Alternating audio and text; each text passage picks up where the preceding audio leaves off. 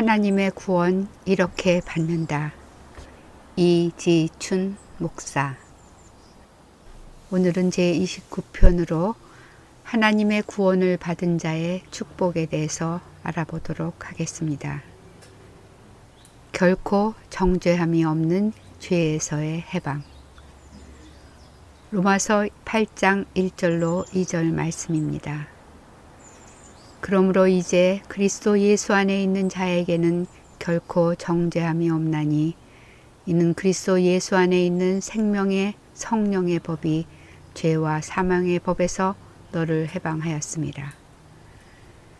여기서 그리스도 예수 안에 있는 자란 곧 예수 믿고 구원받은 사람들을 가리키며 그들에게는 결코 정죄함이 없다는 말씀입니다.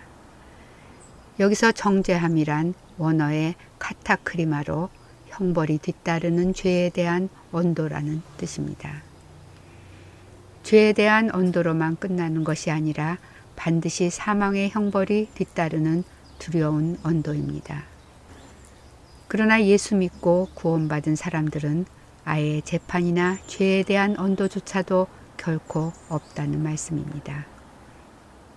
그리스도 예수 안에 있는 생명의 성령의 법이 죄와 사망의 법에서 그들을 해방시켰기 때문입니다. 지금까지 살펴본 바와 같이 사람이 죄를 범하면 그 결과는 사망입니다. 이것이 죄와 사망의 법으로 반드시 그렇게 되기 때문에 법입니다.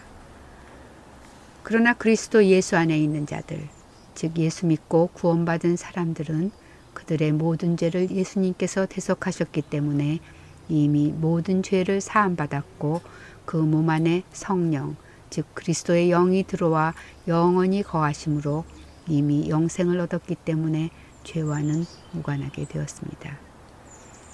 이것이 생명의 성령의 법입니다.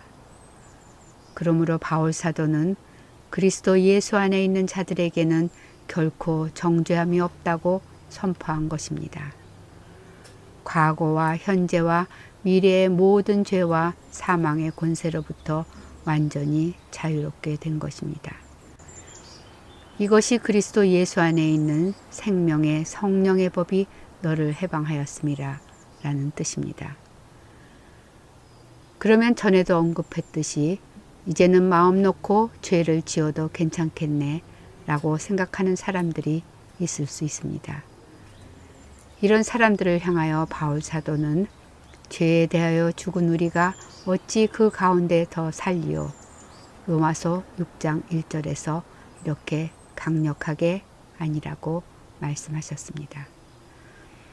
이 말씀은 예수 믿고 구원받은 사람들은 죄가 싫어서 죄를 떠나 예수님 앞에 나와 회개하고 예수님을 주님으로 시인하고 영접한 사람들입니다. 그런데 어찌 정죄함이 없다고 마음 놓고 죄를 지으며 죄를 즐길 수 있겠느냐는 말씀입니다. 만일 어떤 사람이 구원받은 사람처럼 말하되 죄짓기를 즐겨 한다면 그 사람은 거짓말쟁이이며 정말 구원받은 사람이 아니라는 말씀입니다. 그리스도 예수 안에 있는 자들에게 주어지는 결코 정죄함이 없는 자유는 실로 대단한 축복 중의 축복입니다. 하나님께서는 예수 믿는 사람들에게 이 놀라운 축복을 주시는 것으로 끝내지 않으시고 영생까지 보장해 주셨습니다. 보장된 영생. 요한복음 5장 24절 말씀입니다. 내가 진실로 진실로 너희에게 이르노니 내 말을 듣고 또 나 보내신 이를 믿는 자는 영생을 얻었고 심판에 이르지 아니하나니 사망에서 생명으로 옮겼느니라. 여기서 진실로 진실로는 원어의 아민 아민으로 진실로 또는 그렇다는 뜻의 긍정적인 반응의 표현입니다. 한국말로는 아멘으로 번역되었으며 기도 후의 아멘도 역시 긍정적으로 동의한다는 뜻입니다. 예수님께서 진실로 진실로를 거듭하여 강조하신 것은 그 내용이 너무나 중요하기 때문이었을 것입니다. 이 말씀에 의하면 예수님의 말씀을 듣고 또 예수님을 보내신 하나님 아버지를 믿는 자들, 즉 구원받은 자들에게는 세 가지 놀라운 역사가 일어납니다. 첫째는 영생을 얻었고입니다. 여기서 얻었고는 원어의 엑세이로 지금 얻어서 가지고 있다는 뜻으로 예수님을 믿고 구원받는 그 순간 즉시 영생을 얻었고 계속 지니고 있다는 말씀입니다. 둘째는 심판에 이르지 아니하나니입니다. 이 말은 죄에 대한 재판조차도 없다는 말씀입니다. 셋째는 사망에서 생명으로 옮겼느니라입니다. 옮겼느니라는 원어로 메타베베켄으로 옮겨졌고 계속 옮겨진 상태로 있다는 뜻입니다. 그러므로 예수 믿고 구원받은 사람들이 갖게 되는 영생은 믿는 순간부터 즉시 시작되어 영원히 계속되며 이와 같은 사람들에게는 죄에 대한 심판도 없고 이미 사망에서 생명으로 옮겨진 상태에 있게 된 것입니다. 이것은 예수님을 주님으로 영접하는 순간에 모두 이루어지는 것으로 구원은 받았다 잃었다 하는 것이 아닙니다.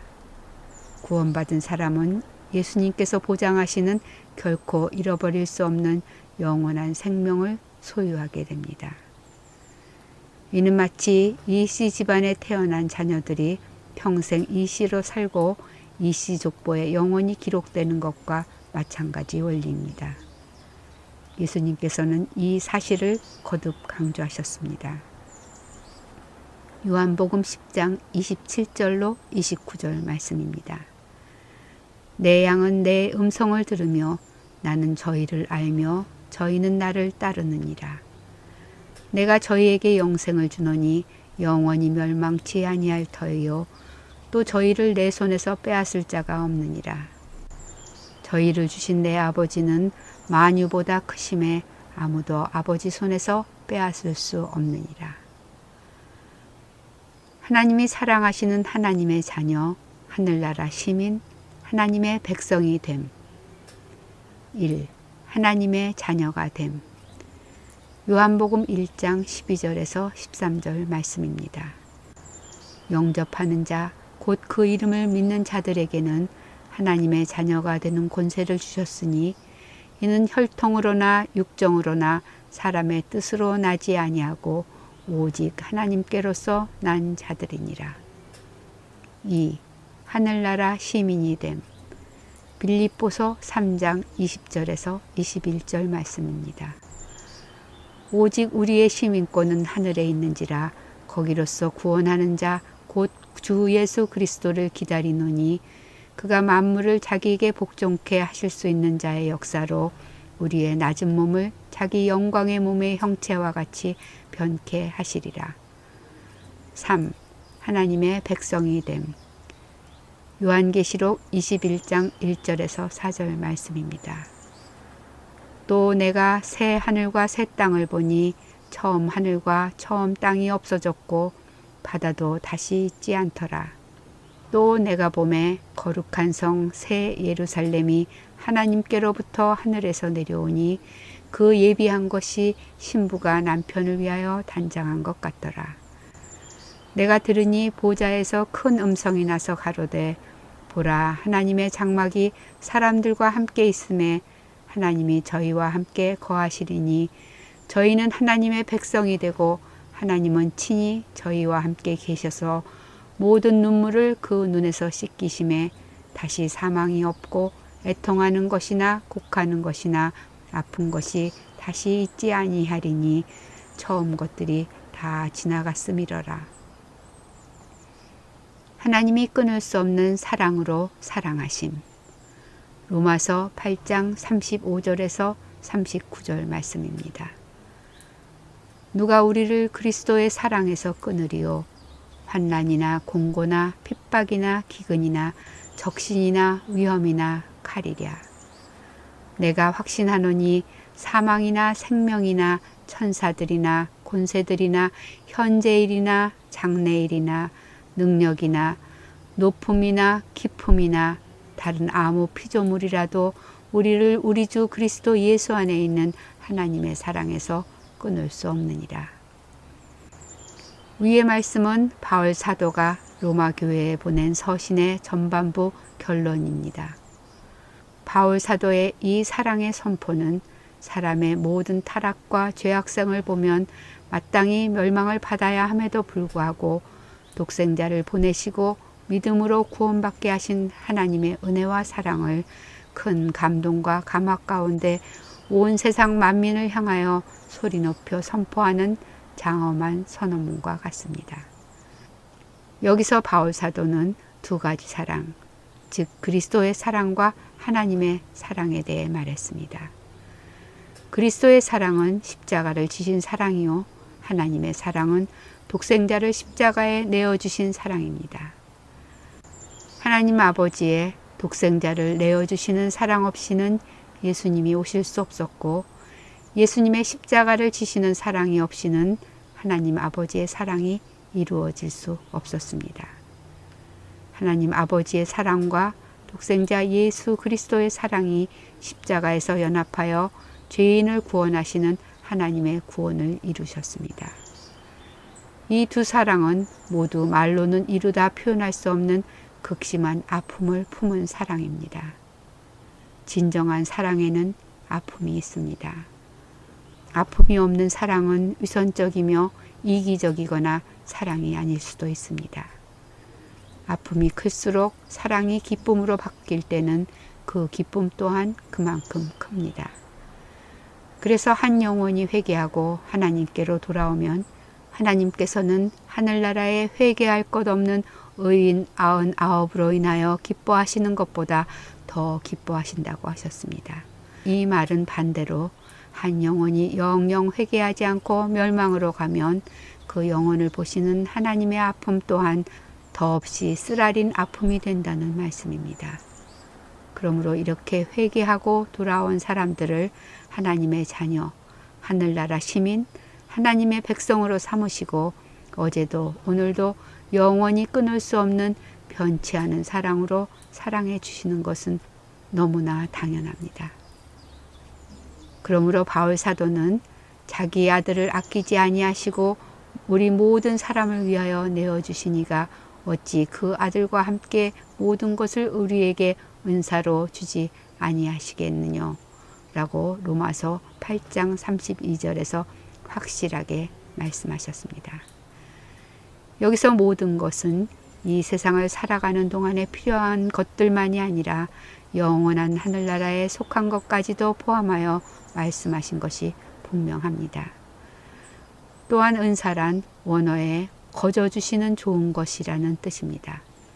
예수 믿고 구원받아 끊을 수 없는 사랑받는 하나님의 자녀, 하나님의 백성이 된 것은 실로 크고 놀라운 축복이 아닐 수 없습니다. 예수님이 주시는 풍성한 생명, 요한복음 10장 10절 말씀입니다.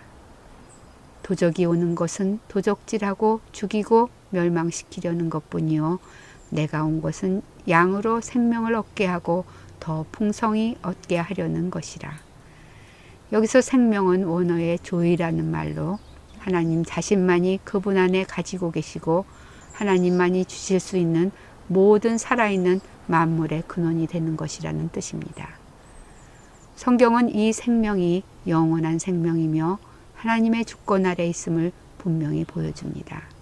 그러므로 예수님의 양으로 생명을 얻게 하고 더 풍성히 얻게 하려는 것이라는 말씀은 예수 믿는 사람들로 하여금 영생을 얻게 하되 영생만 얻어서 메마른 삶을 살지 않고 더욱 풍성한 삶을 살게 하려는 것이라는 말씀입니다.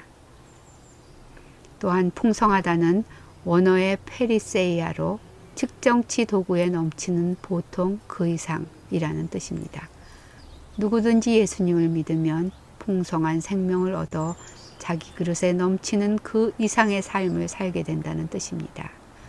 예수님의 제자들이 그랬습니다.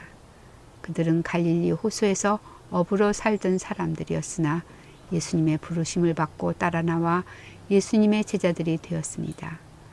그래서 그들은 자신들의 평범함을 초월하여 당대에도 수많은 사람들을 영생의 길로 인도했고 복음을 기록하여 예수님께서 다시 오시는 그날까지 하늘의 별과 바닷가의 모래같이 셀 수 없이 많은 사람을 생명의 길로 인도하는 영원히 빛나는 사람들이 되었습니다.